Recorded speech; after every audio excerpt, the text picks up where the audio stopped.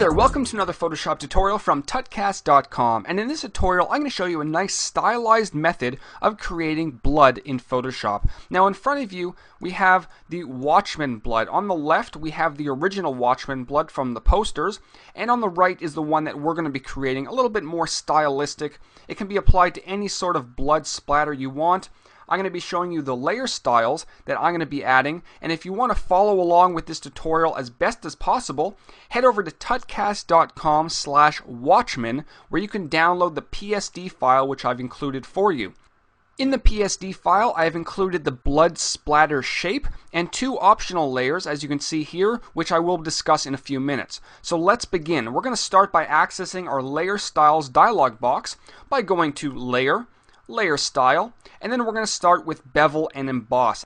And I'm going to take you through the settings that I used for this example, but depending on the size and shape of your blood splatter, if you do create a custom one, you may have to adjust the settings to get the desired effect. So let's begin. We're going to start with the default inner bevel. Keep it at smooth, depth is at 100, direction is up. For the size, we're going to set it to 8, and for soften, we're going to set a value of 10. Now heading down to the shading area, we're going to set the angle to -70 and the altitude to 30. You'll probably see 120 and 30 as default. Set it to -70 and 30. The gloss contour we're going to set to the fourth option, which is the Cove option.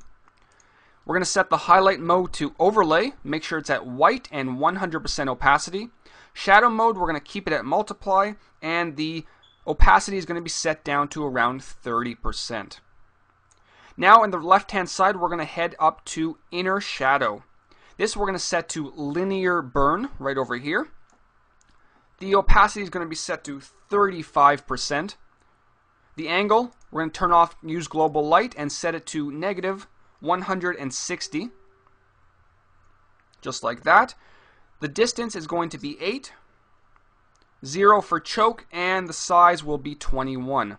Now down here under contour, we're going to set it to the second option, which is cone. There we go. And if we move this over, we can see it's starting to take shape, but we have a few other things to do. We're going to head to inner glow, and we're going to add a nice inner glow to our layer.